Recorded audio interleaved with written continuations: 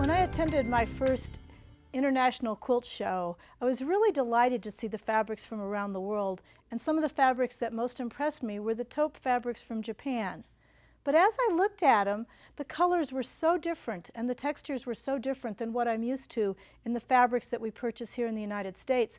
I wasn't sure how to use them. I bought a few pieces and then kind of put them in my drawer. I'm guessing some of you have done the same thing, or you've looked at them and thought, those are really lovely, but I don't see how they're going to fit in my quilts. I'm going to give you some ideas about how to use them. I'm going to tell you where the colors in those fabrics come from, and I'm going to talk to you about the textures and how you can build those into your quilt making. The textiles that are called taupe in Japan are not taupe as we think of it in the United States. If I say taupe to you, you're probably thinking of kind of a color in the beige range. And while Japanese taupe fabrics include beige, they also actually include a whole rainbow of colors. They're just kind of milky, subtle colors, much different than what we're used to working with. The colors in the taupe are the colors that come from the land in Japan. And I'm going to share with you a piece of pottery that comes from Okayama, Japan. The pottery is called bizenware, or bizenyaki in Japanese, and it is a piece of pottery. The pottery is made with a clay, starts out kind of a gray, and it's used with firewood and ash in the firing process. It can be glazed, but the colors do not come from the glaze. The colors come from what's in the clay as it reacts to the ash and the heat from the firewood. And you end up with this whole range of colors. And those colors then are colors that the Japanese people have in their hearts and their souls. They're colors that come from the land where they live. And the bizenyaki is pottery that is very special to them. It's been made for thousands of years. And many Japanese families will have one or two pieces that they only bring out for major celebrations. Now I want to show you this rainbow of color that comes from the pottery. And so we have here a piece of the bizenware. And I'm going to show you some of the fabrics that relate to that. So we can begin, we'll start from the upper corner of the pottery, and you can see that it's kind of a black or gray type color, and it begins to merge kind of into a little bit of a red or a very muted kind of a magenta color. And so this particular fabric has that black, and then you can see it actually, if you look close, you can see a touch of that magenta. It kind of moves into a bit of a gray, and a gray with a little touch of blue to it. And then it goes on down into some speckles of that magenta. And as I said, no two pieces of the bizenware are going to be the same because it comes from the firing process. And so each one will be a little different, but the colors I'm showing you are colors that you will see often. It goes on down where the kind of magenta and the gray begin to mix together, and then into kind of a true gray, as you can see. And it just kind of continues to build. And if you notice, it begins to pick up a touch of blue as it goes, and then you have a band of green. And so you begin to merge into the greens, and the greens go from kind of a light green, and they begin to get just a bit darker as you go on down the piece. And then you're into a brown, kind of a dark, a little bit of a darker brown. We might tend to call that kind of a chocolate brown when you get to the darkest pieces of it. And as you can see, brown is not one color, but many colors as you're looking at the taupe fabrics. And then it moves into some kind of lighter colors, and it moves into some warm colors. We've been in the cool color range, and we end up in the end in a very warm color range, kind of what we would call a rust color. So you can see that what is considered Japanese taupe fabric is far from a beige fabric family. It is in fact a whole rainbow of color, and that rainbow of color comes, our rainbow that we think of comes from the sky. This rainbow comes from the earth. Now, you've seen the colors. Another thing you need to be looking at is the textures in these fabrics. The other key difference in these fabrics from what we're used to with the fabrics we purchase here in the United States is the texture. So the fabrics tend to have some raised surfaces on them. They tend to have different kinds of threads used. It's not one consistent thread. Now some of the taupes will be a smooth cotton like we're used to, and those taupes will in fact be printed fabrics as we're used to. And as you know, with a printed fabric, you see the color on the front, and when you turn it to the back, you can tell that the color was printed on one side. So within the taupe family, there are some fabrics produced in the way we're used to. But there's also many of the fabrics that are produced by what we call yarn dyeing. And that means that the color is not printed onto it, but rather woven into the fabric. And the fabric, oftentimes the threads that are used, are actually dyed. So when you look at a piece of fabric like the one I have here, the fabrics where you see the lighter brown sections, the fabric was actually dyed dark brown, light brown, dark brown, light brown as you moved across the fabric to get that appearance in terms of the yarn dyes. Now the yarn dyes are different to us because they appear to be a little bit coarser because they have the texture. And we're also often concerned in the United States that they're going to ravel. But it will be showing you that in fact when you work with them, that will be a very minimal problem. They won't ravel any more than the fabrics you're actually used to working with. Now when we look at this range of color, my first impression when I saw it was, well, you know, that's awfully similar to some of the traditional U.S. fabrics, some of the kind of prairie colors that many people like to work with, that many of our grandmothers worked with, and we think we know those colors. But let me show you a range of those colors. You can begin to see that our colors and the Japanese colors, there's some significant differences. And one of the things I was interested in was when I got home with my Japanese taupes and I tried to sort them with my other fabrics by color. There was nothing in my U.S. fabrics that were the same colors. It really is a unique color range that comes from another culture. And so it does in a way challenge us to learn how to work with it. And we think at first it's kind of a narrow range because it's subtle color. And as you can see in our U.S. fabrics, we're used to a bit more contrast from color to color, and we're used to a little more intensity and boldness in our colors. So working with the little bit softer color range may be different for many of us when we begin to try to work with the taupe. And so I recommend that a good place to start in working with the taupe is to begin to look at what the Japanese quilt makers are doing with the taupe. And the Japanese quilt makers, there are several very well-known quilt makers who work with the taupe. And I want to share with you some of their work. And this one is a really good example. This is a quilt that was made, it's a small wall hanging, it was made by a woman named Yoko Saito. Reiko is one of the leading quilt teachers in Japan. She has a shop in Tokyo. And in Japan, when you take quilting classes, you sign on for a 2-year course of study. And you come for 4 hours once a month, and you go home and you make whatever you worked on in class and come back. So becoming a quilt maker in Japan is a very long course of study. And so Reiko teaches that, and she works almost exclusively with taupes when she does that. Now you can see in this piece by Reiko that what she has done is she has created layers as she has put this together. Japanese quilt making will include piecing, so in this piece you will see that she has pieced the top and the bottom. While those are both fabrics that are in a similar color range, they are different, and she creates a very specific horizon line with using the 2 different colors of the beiges in that. And then she does applique for the remainder of her design.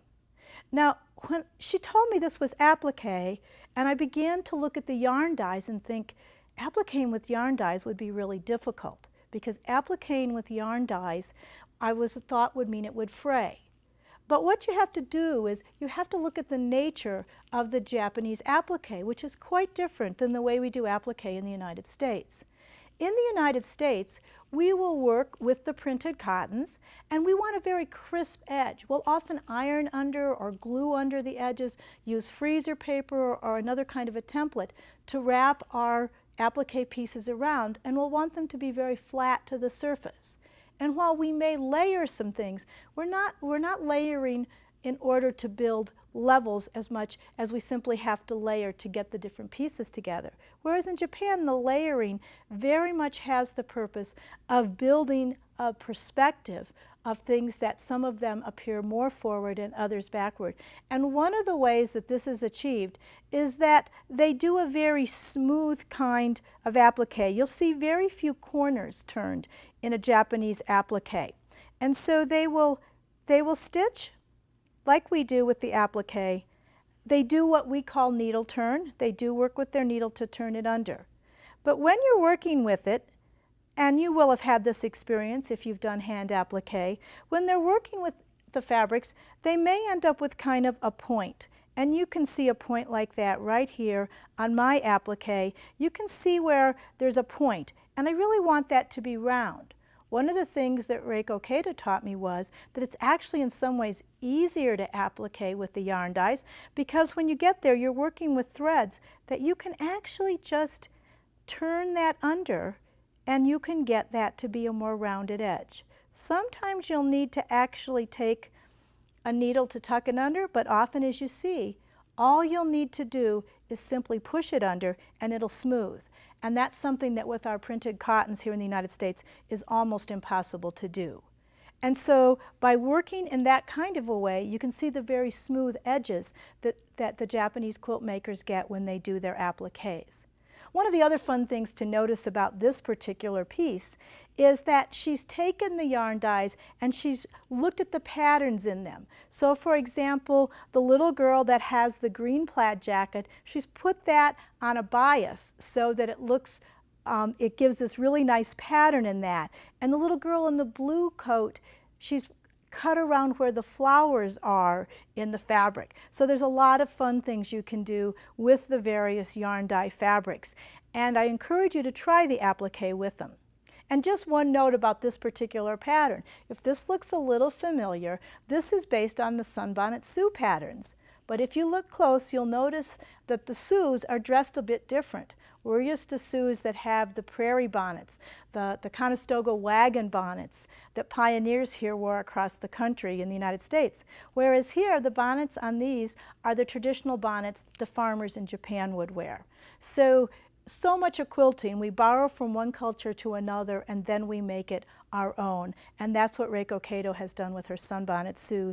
And making them in the yarn dyes is a very different look than when they're made in our calicos here in the United States.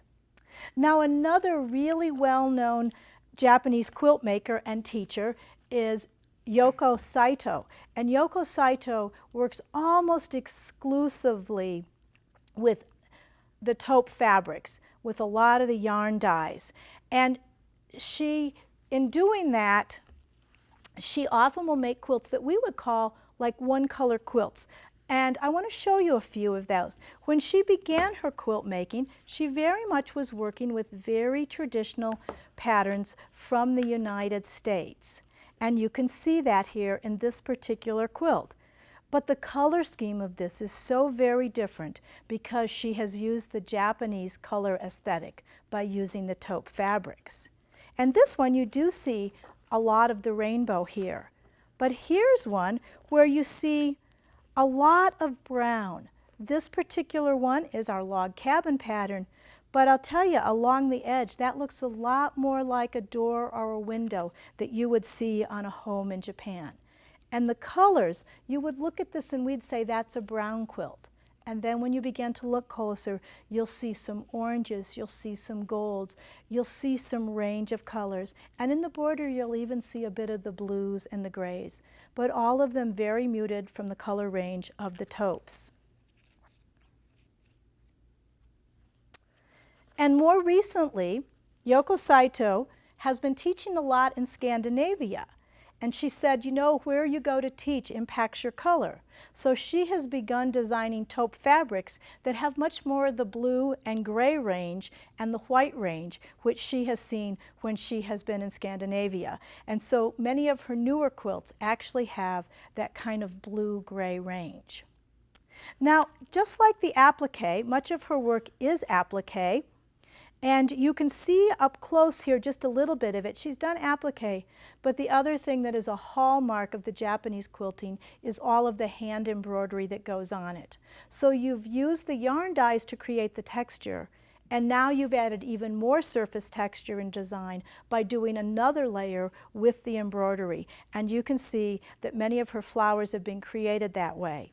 Now the color in these quilts is so subtle, it can often be difficult to see. But this particular quilt here, you can see, it has pinks, it has blues, it has greens, it has a whole range of colors, but they're very, very subtle. And so I think looking at Japanese quilts is a great exercise for U.S. quilt makers because you have to spend a bit more time with them to actually see the whole range of colors that are there.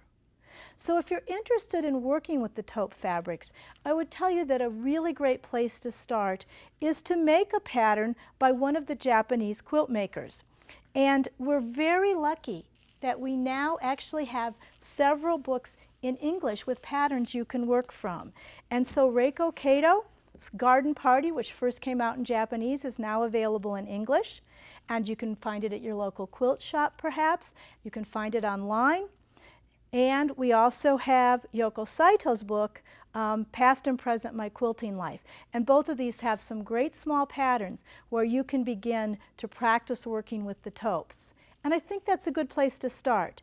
If you start by making some of the Japanese patterns, you'll begin to understand the aesthetic of this particular range of colors and textures.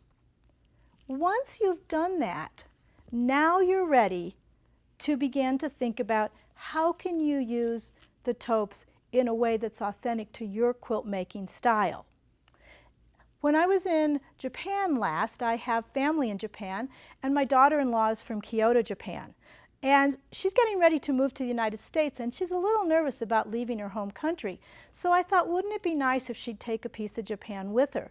So I showed her lots of different colors to use, and one of those was the Japanese taupe. I wanted to let her decide.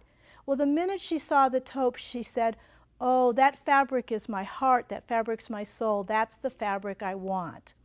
And so we began to talk, and she really liked the color range that was in the blue and gray color range. So we decided we would work with the blues and the grays. And then she wanted something actually very neutral. So the first thing I did was to try to find the fabric that would work for the quilt she wanted. And so we started with the neutrals. Now, when I show you these fabrics, at first when you look at them, you may think, well, those are just all beige.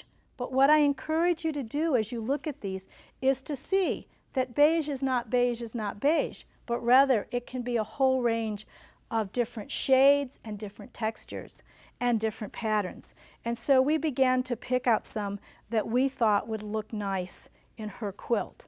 And as you can see, these are yarn dyes. And then once we had them, we began to say which were the ones we would put into the quilt, and we made a selection from these. Once we had the beiges in place, now it was time to decide how we would do the blues. And so we began to look at the blue fabrics. And again, as you look at these, you're going to say, gee, those are kind of all the same blue-gray range. But again, it has to do with putting the subtleness together. And some of these just have some, as you can see, some wonderful, wonderful texture in them. Some of these are just really, really fun. They add a lot of lines. And as I said, sometimes there's the printed cottons, so we wanted to work a few of those in there because that accents even more the raised textures of many of the yarn dyes. So as you can see, we ended up with a whole range of the blue-grays also to use. Once we had the fabrics in place, my next challenge was to decide what the design would be. The Japanese aesthetic is a pretty simple design, and so I thought, I'm not Japanese, I cannot copy that aesthetic, but what from our culture might be in the same keeping? So the next step was to design a quilt that would be true to how I make quilts, but would use the fabric and also be true to some of the simpler aesthetic that we're used to in the Japanese quilts. So I had my fabric and I decided, let me work on a design.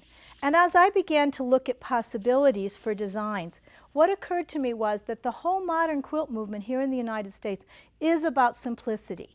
It's about more subtle color, it's about larger blocks, it's about a piece that doesn't have too much going on in terms of the piecing, which was very true to the Japanese tradition in many, many ways. And so I designed a bed runner for her bed. And this piece is 104 inches long. It's a king-size bed by 24 inches wide. It'll go across the foot of the bed. And and then I began, once I had my design in place, then I began to put it into fabric. And this is really a fun project. I encourage you to try something like this. You could do it as a table runner, as placemats, as a bed runner.